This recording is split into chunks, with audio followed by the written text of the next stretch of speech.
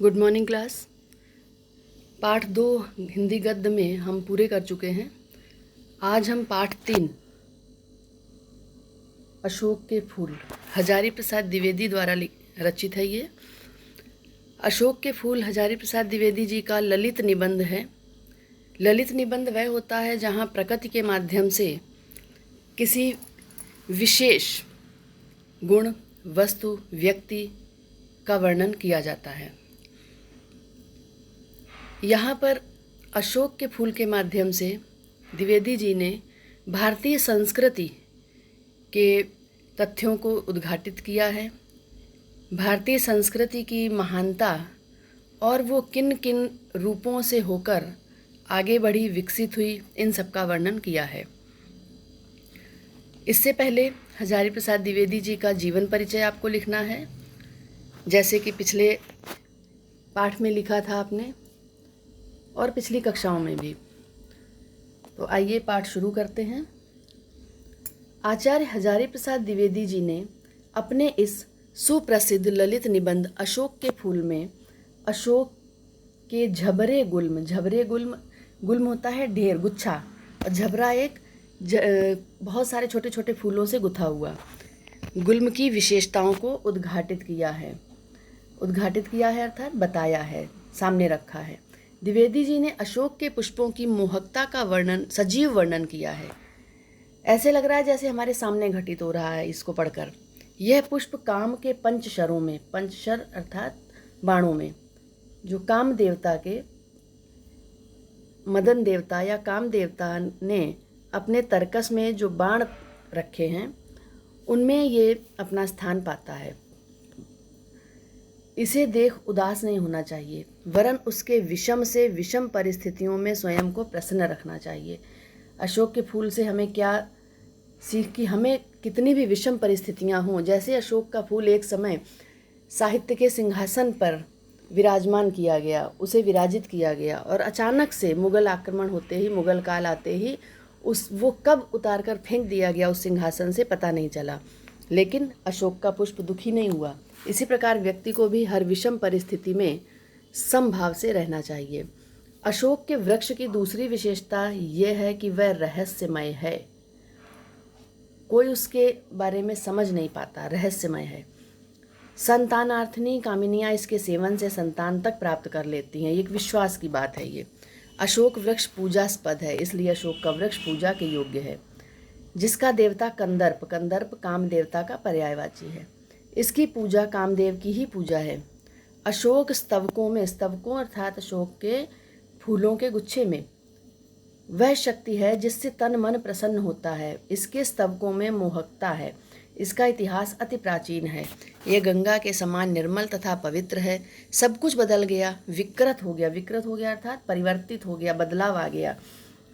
लेकिन वैसे विकृत होता है बिगड़ना, सब कुछ बिगड़ गया, बदल गया, बिगड़ गया। अशोक के फूल आज भी वैसे ही मोहक हैं, उनका कुछ नहीं बिगड़ा।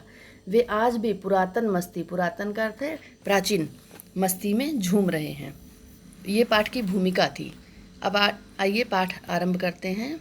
निबंध का आरंभ लेखक ने यहाँ से किया है। अशोक में फिर फूल आ गए हैं।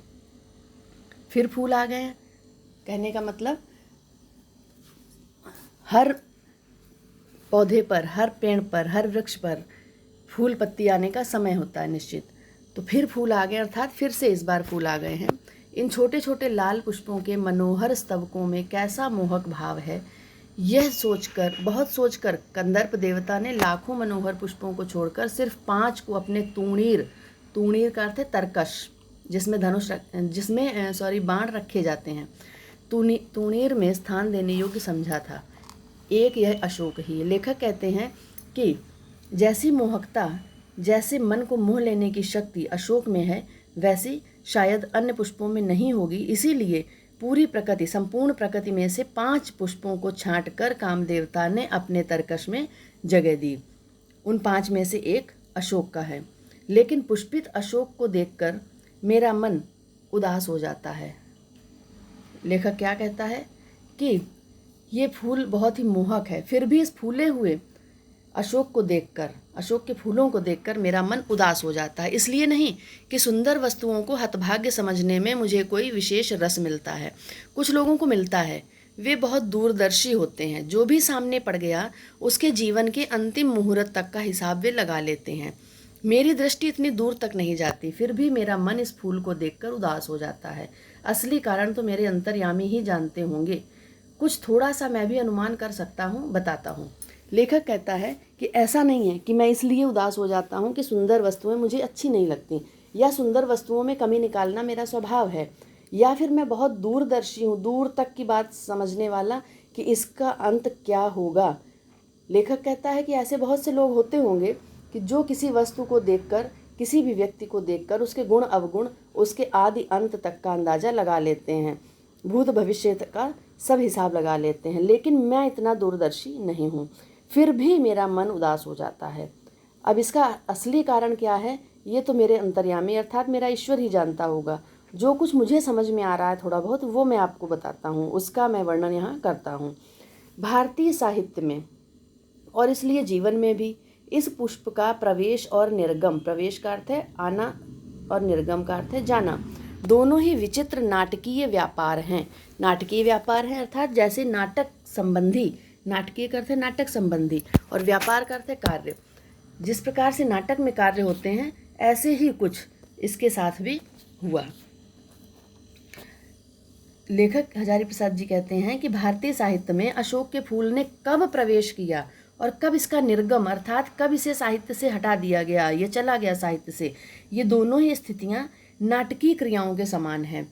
और ऐसा तो कोई नहीं कह सकता कि कालिदास से पहले भारत में इस पुष्प का कोई नाम नहीं जानता था। कालिदास का नाम क्यों आया? क्योंकि कालिदास ने अभिज्ञान शाकुंतलम में प्रकृति का बहुत सुंदर वर्णन किया है, जैसा सुंदर वर्णन शायद आज तक किसी कवि ने नहीं किया होगा। उनके काव्य में प्रकृति सजीव हो उठती है।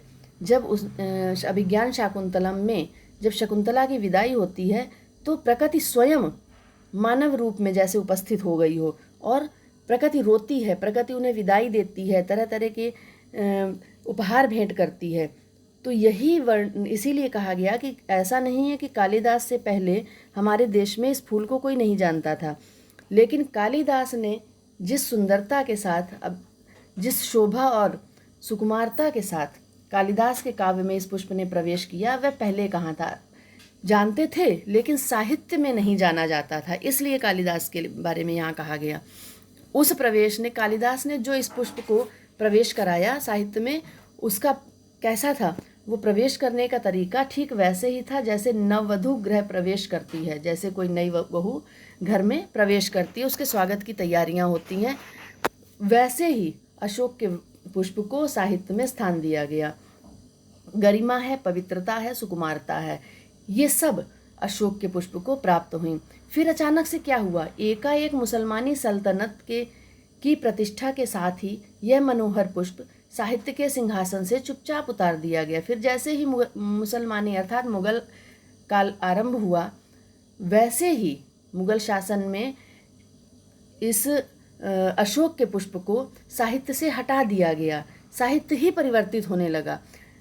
तो यहाँ पर देखिए, आप अगर ध्यान देंगे तो संस्कृति की बात हो रही है अशोक के पुष्प के माध्यम से, कि भारतीय संस्कृति जो विराजमान थी वो उस सिंहासन से कैसे धीरे धीरे करके हटा दी गई। नाम तो लोग बाद में भी लेते हैं, उसी प्रकार जैसे बुद्ध का, विक्रमादित्य का, आज बुद्ध का नाम भी लिया जाता है, महावीर स्वामी का भी नाम लिया जाता है, विक्रमादित्य का नाम लिया जाता है, कालिदास का नाम, अशोक का।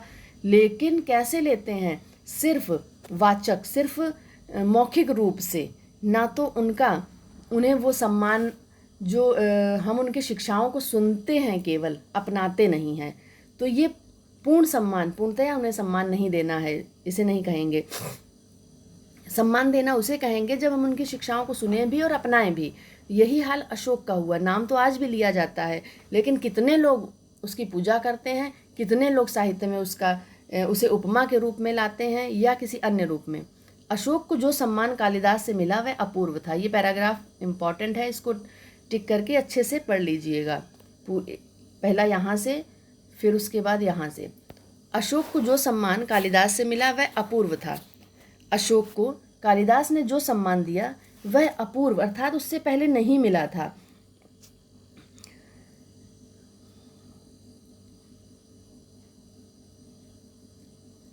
सुंदरियों के आसिंजनकारी नुपुर, आसिंजनकारी का अर्थ है मधुर ध्वनि उत्पन्न करने वाले।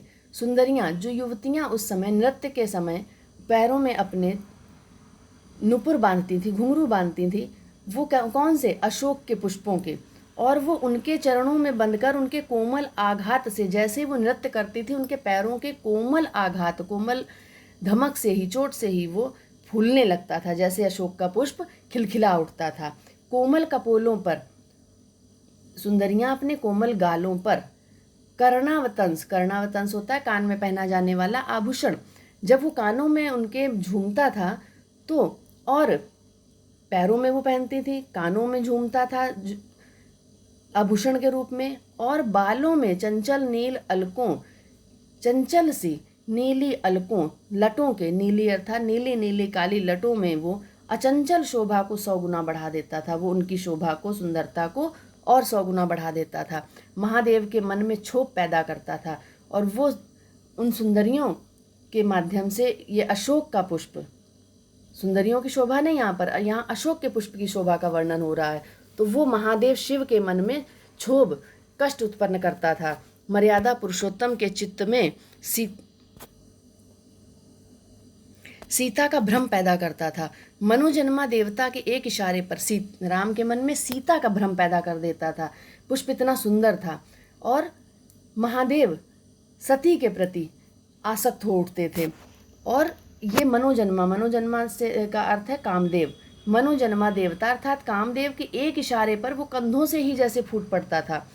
अशोक किस कुशल अभिनेता के समान झम से रंगमंच पर आता और दर्शकों को अभिभूत करके खप से निकल जाता। क्यों ऐसा हुआ?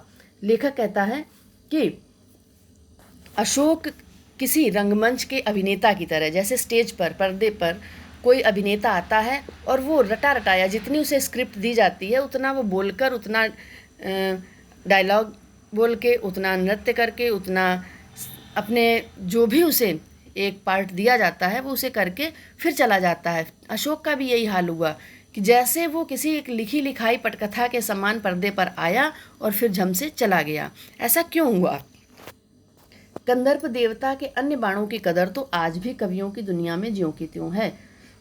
अरविंद लाल कमल को, कौन कौन से कंदर्प देवता के बाणों में कौन कौन से 5 बाण थे? एक तो अशोक का हो गया, दूसरा अरविंद लाल कमल, आम का बौर, जो आम का पुष्प, आम कहाँ छोड़ा गया? नीलोत्पल, नीला कमल, नीलोत्पल की माया को कौन काट सका? नवमल्लिका का एक पुष्प जो छोटी छोटी बेला के पुष्पों की तरह होता है, कि अवश्य कुछ विशेष पूछ नहीं रही, और इससे पहले इसकी कदर थी भी नहीं इतनी। भुलाया गया तो अशोक, मेरा मन उमड़ घुमड़ कर भारतीय रस साधना के पिछले 1000 वर्षों पर बरस जाना चाहता है। क्या वह मनोहर पुष्प भुलाने की चीज़ थी?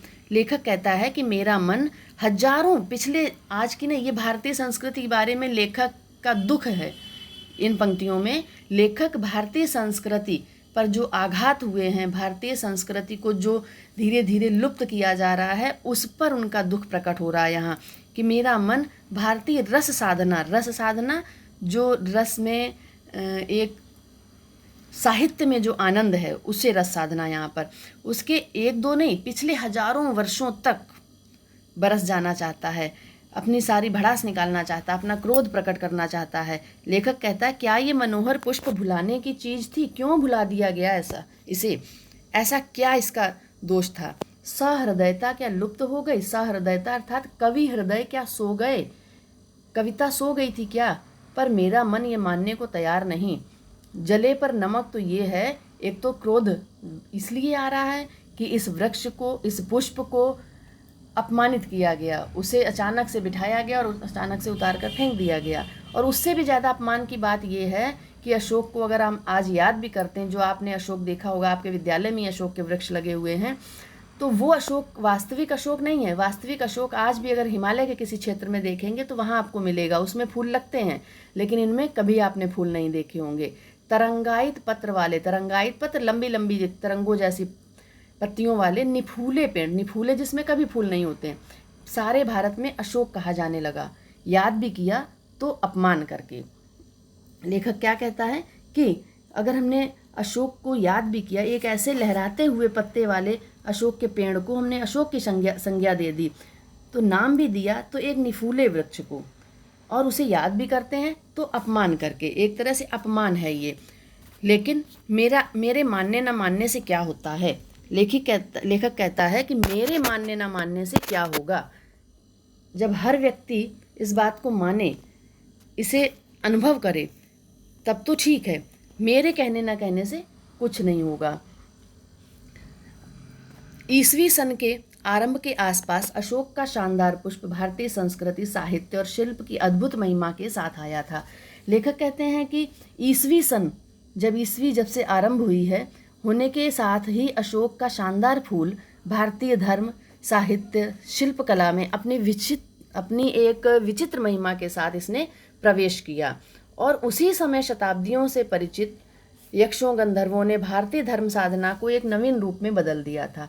और उसी समय क्या हुआ था कि जो शताब्दियों से चिर परिचित थे, जिनसे हम अच्छी तरह से सुपरिचित थे, यक्षों, गंधर्वों के नाम हम लोगों ने सुन रखे थे अपने देश में, गंधर्वों ने हमारे देश की धर्म साधना को एक नया रूप प्रदान किया, एक नए रूप में उसे बदल दिया।